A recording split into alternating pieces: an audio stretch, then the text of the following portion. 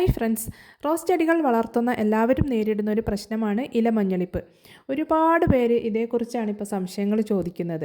അതായത് അവരുടെ പ്ലാന്റിലെ ഇലകളെല്ലാം black spot വരുന്നു, പിന്നെ അത് മഞ്ഞ കളറാവുന്നു, കൊഴിഞ്ഞു പോകുന്നു, അതുപോലെ തന്നെ കമ്പുകൾ കറുപ്പ് കളറായിട്ട് ഉണങ്ങിപ്പോകുന്നു, ചെടി മൊത്തത്തിൽ നശിച്ചു പോകുന്നു. ഇതിൻ്റെ കാരണം എന്താണ്, ഇതിനെന്താണ് ഒരു പരിഹാരം എന്ന് ചോദിച്ചുകൊണ്ടാണ് പലരും മെസ്സേജ് അയക്കുന്നത്. പ്രത്യേകിച്ചും മഴയുള്ള ടൈമിലാണ് ഇതുപോലുള്ള പ്രോബ്ലം കാണാറുള്ളത്. ഈ ചെടി കണ്ടോ, എത്ര ഹെൽത്തി ആയിട്ട് നിൽക്കുന്ന ചെടിയാണ്, എന്നിട്ടും അതിൽ ഫംഗൽ പ്രോബ്ലം വന്നിട്ടുണ്ട്.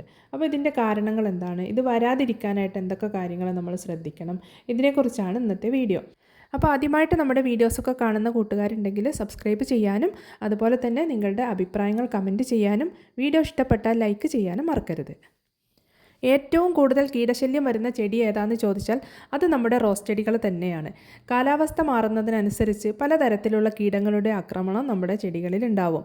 അതിൽ ഏറ്റവും കൂടുതലായിട്ടുണ്ടാവുന്ന ഒരു പ്രശ്നമാണ് ഫംഗൽ പ്രോബ്ലം. അതായത് ഫംഗസിൻ്റെ അറ്റാക്ക് വേനൽക്കാലത്തും മഴക്കാലത്തും നമ്മുടെ ചെടികളിൽ ഉണ്ടാവാറുണ്ട്. അതിൽ ഏറ്റവും കൂടുതലായിട്ട് കാണുന്നത് മഴക്കാലത്ത് തന്നെയാണ്. അതായത് അന്തരീക്ഷത്തിൽ ഈർപ്പുണ്ടെങ്കിൽ പോലും നമ്മുടെ ചെടികളിൽ ഫംഗസ് ഫോം ചെയ്യും. അതിപ്പോൾ മഴയത്തിരിക്കുന്ന ചെടിയാണെങ്കിലും ഷെയ്ഡിലേക്ക് മാറ്റിവെച്ച ചെടിയാണെങ്കിലും അതിൽ ഫംഗസ് വരും.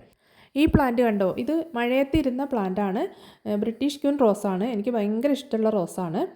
അപ്പോൾ ഈ പ്ലാന്റിനെ എനിക്ക് 2-3 ദിവസമായിട്ട് പാക്കിങ്ങും കൊറിയറൊക്കെ ആയതുകൊണ്ട് ചെടികളൊന്നും അങ്ങോട്ട് ശ്രദ്ധിക്കാൻ പറ്റിയിട്ടുണ്ടായിരുന്നില്ല. അപ്പോൾ ഈ 2-3 ദിവസത്തെ ശ്രദ്ധക്കുറവ് വന്നപ്പോഴാണ് ഇതുപോലെ ലീഫൊക്കെ മഞ്ഞ കളറായതും അതുപോലെ മൊട്ടുകളൊക്കെ കരിഞ്ഞ് മൊട്ടുകളൊക്കെ പുഴു തിന്നിട്ടുണ്ട്. അപ്പോൾ അങ്ങനെയുള്ള പ്രശ്നമൊക്കെ ഉണ്ടായത് ഈ 2-3 ദിവസം കൊണ്ടാണ്. നല്ല ഹെൽത്തി ആയിട്ട് നിന്ന പ്ലാന്റ് ആയിരുന്നു. അപ്പോൾ ഇതാ അതിൽ ഫംഗസ് വന്നിട്ടുണ്ട്. അതുകൊണ്ടാണ് ഇങ്ങനെ ലീഫൊക്കെ മഞ്ഞ കളറായത്. കണ്ടോ, അതിൽ ബ്ലാക്ക് ഡോട്ട്സ് വന്നിട്ടുണ്ട്. അപ്പോൾ നിങ്ങൾ ചെയ്യേണ്ടതെന്ന് പറഞ്ഞാൽ എല്ലാ ദിവസവും ചെടികളുടെ അടുത്ത് പോയിട്ട് നോക്കണം. പ്രത്യേകിച്ച് മഴയുള്ള ടൈമിൽ ഇലകളൊക്കെ ഇതുപോലെ മഞ്ഞ കളറാവുന്നുണ്ടോ എന്ന് നോക്കുക.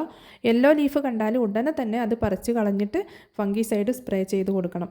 ഇന്നിപ്പോൾ ഒരു 10 ഇലകൾക്കാണ് ഇതുപോലെ കണ്ടതെങ്കിൽ നമ്മൾ ഇന്ന് ചെയ്യാൻ പറ്റില്ല, അല്ലെങ്കിൽ ഇന്ന് സമയമല്ല, 2 ദിവസം കഴിയട്ടെ എന്ന് വിചാരിച്ചാൽ അതിൻ്റെ 4 ഇരട്ടി ഇലകളായിരിക്കും പിറ്റേ ദിവസം ഇതുപോലെ മഞ്ഞ കളറായിട്ട് കൊഴിഞ്ഞു പോകുന്നത്.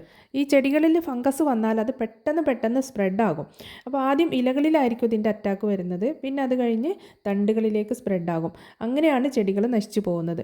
അപ്പോൾ അതിന് നമ്മൾ സാഹചര്യം ഒരുക്കി കൊടുക്കാതെ ഇതുപോലെ യെല്ലോ ലീഫൊക്കെ കണ്ടാൽ ഉടനെ തന്നെ അതിനെ പറിച്ച് കളയണം. പറിച്ച് അവിടെ ഇവിടെയും വലിച്ചെറിയരുത്. ഇങ്ങനെയുള്ള ഇലകൾ അതുപോലെ തന്നെ കമ്പുകളെല്ലാം കറുപ്പ് കളറായിട്ടുണ്ടെങ്കിൽ അതെല്ലാം കട്ട് ചെയ്തെടുത്തിട്ട് അതിനെല്ലാം കത്തിച്ച് കളയണം. അല്ലാതെ നമ്മൾ മറ്റുള്ള ചെടികളുടെ ഇടയിലൊക്കെ ഇട്ടാൽ രോഗങ്ങളില്ലാത്ത ചെടിയിലേക്കും കൂടെ ഇത് പെട്ടെന്ന് സ്പ്രെഡാകും. അപ്പോൾ ഇതുപോലെ യെല്ലോ ലീഫെല്ലാം റിമൂവ് ചെയ്തതിന് ശേഷം ഫംഗിസൈഡ് സ്പ്രേ ചെയ്ത് കൊടുക്കണം. അപ്പോൾ ഈ ഫംഗിസൈഡ് കെമിക്കൽ ഫംഗിസൈഡ് തന്നെ യൂസ് ചെയ്യുന്നതാണ് നല്ലത്. അതാകുമ്പോൾ നമുക്ക് പെട്ടെന്ന് റിസൾട്ട് കിട്ടും. ഈ ഫംഗിസൈഡ് എന്ന് പറഞ്ഞാൽ സാഫാണ്. ഇപ്പോൾ ചെടികൾ വളർത്തുന്ന എല്ലാവരുടെ അടുത്തും സാഫ് ഫംഗിസൈഡ് ഉണ്ടാവും. അപ്പോൾ ഈ ഫംഗിസൈഡും അതിൻ്റെ കൂടെ ഏതെങ്കിലും ഒരു കെമിക്കലായിട്ടുള്ള പെസ്റ്റിസൈഡ് 2 മില്ലിയും കൂടെ ചേർത്തിട്ട് അടിച്ചു കൊടുത്താൽ റോസ് ചെടികളെ ആക്രമിക്കാൻ വരുന്ന പലതരത്തിലുള്ള കീടങ്ങളെയും നമുക്ക് ഒരു പരിധി വരെ തടയാനായിട്ട് സാധിക്കും. അതായത് മുഞ്ഞ, പുഴുക്കൾ, പിന്നെ അതുപോലെ സ്കെയിൽ ഡിസീസ് വരാറുണ്ട് റോസ് പ്ലാന്റ്സിന്. അപ്പോൾ ഇതിനൊക്കെ ഉള്ളൊരു പരിഹാരമാണ് ഈ ഒരു ഫംഗിസൈഡും പെസ്റ്റിസൈഡും കൂടി സ്പ്രേ ചെയ്ത് കൊടുക്കുന്നത്. പിന്നെ ഫംഗിസൈഡ് സ്പ്രേ ചെയ്ത് കൊടുക്കുമ്പോൾ ശ്രദ്ധിക്കേണ്ട കാര്യം എന്താണെന്നറിയോ, ഇലകളുടെ മുകളിൽ മാത്രം സ്പ്രേ ചെയ്ത് കൊടുക്കാതെ ഇലകളുടെ അടിഭാഗത്തും അതുപോലെ തന്നെ ചെടിയുടെ ചുവട് ഭാഗം മുതൽ കമ്പുകളിലെല്ലാം നല്ല രീതിയിൽ തന്നെ സ്പ്രേ ചെയ്ത് കൊടുക്കണം. എന്നാൽ മാത്രമേ ഫംഗസിനെ നമുക്ക് പ്ലാന്റിൽ നിന്ന് ഒഴിവാക്കാനായിട്ട് പറ്റുള്ളൂ. ഈ സ്പ്രേ എത്താത്ത ഭാഗങ്ങളിൽ ഫംഗസ് ഉണ്ടെങ്കിൽ അത് വീണ്ടും സ്പ്രെഡാകും. അപ്പോൾ അതുകൊണ്ട് എല്ലാവരും സ്പ്രേ ചെയ്യുമ്പോൾ ഈ കാര്യങ്ങളൊക്കെ ശ്രദ്ധിക്കുക. അപ്പോൾ മഴയുള്ള ടൈമിൽ നമ്മുടെ ചെടികളുടെ ഇലകളൊക്കെ മഞ്ഞ കളറായിട്ട് കൊഴിഞ്ഞു പോകുന്നതിനുള്ള ഒരു പരിഹാരം ഞാനിപ്പോൾ പറഞ്ഞല്ലോ. അപ്പോൾ ഇതുപോലെ ആഴ്ചയിൽ ഒരു പ്രാവശ്യം മുടങ്ങാതെ, അതായത് ലീഫ് യെല്ലോ കളറായി കാണുമ്പോഴോ അല്ലെങ്കിൽ കമ്പുകൾ ഉണങ്ങി കാണുമ്പോഴോ ഒന്നുമല്ല നമ്മളിത് ചെയ്തു കൊടുക്കേണ്ടത്. ഇത് മുടങ്ങാതെ ആഴ്ചയിൽ ഒരു പ്രാവശ്യം അങ്ങ് ചെയ്തു കൊടുത്താൽ ഇങ്ങനെയുള്ള പ്രശ്നങ്ങളൊക്കെ ഒഴിവാക്കാൻ പറ്റും. അതുപോലെ തന്നെ ഇടയ്ക്കിടയ്ക്ക് മഴയുള്ള ടൈമിൽ ഓരോ 10 ദിവസം കൂടുമ്പോഴും റൂട്ട് ട്രീറ്റ്മെൻറ്റ് ചെയ്ത് കൊടുക്കണം. അപ്പോൾ ഇത് പലർക്കും അറിയില്ല എന്താണ് റൂട്ട് ട്രീറ്റ്മെൻറ്റ് എന്ന്. അപ്പോൾ അതിനെക്കുറിച്ച് നമ്മൾ വീഡിയോ ചെയ്തിട്ടുണ്ട്. അപ്പോൾ ആ വീഡിയോ കണ്ടു നോക്കുക. വീഡിയോയുടെ ലിങ്ക് ഡിസ്ക്രിപ്ഷനിൽ കൊടുക്കാം. പലരും റോസ് പ്ലാന്റ്സ് ഹെൽത്തി ആവുന്നില്ല, ലീവ്സും ഫ്ലവേഴ്സും ഒന്നും വരുന്നില്ല, ഇതിനെന്താ ചെയ്യേണ്ടതെന്നൊക്കെ ചോദിക്കാറുണ്ട്. അപ്പോൾ അങ്ങനെയുള്ള പ്ലാന്റ്സൊക്കെ ഉള്ളവർ ആദ്യം ചെയ്യേണ്ടത് റൂട്ട് ട്രീറ്റ്മെൻ്റ് ആണ്. റൂട്ട് ട്രീറ്റ്മെൻറ്റ് ചെയ്തതിന് ശേഷം ഇതുപോലെ ഫംഗിസൈഡൊക്കെ സ്പ്രേ ചെയ്ത് കൊടുത്താൽ അതിൽ തളിരിലകൾ വരും. പ്ലാന്റിൻ്റെ റൂട്ട് ഹെൽത്തി ആണെങ്കിൽ മാത്രമേ പ്ലാന്റ് ഹെൽത്തി ആവുള്ളൂ.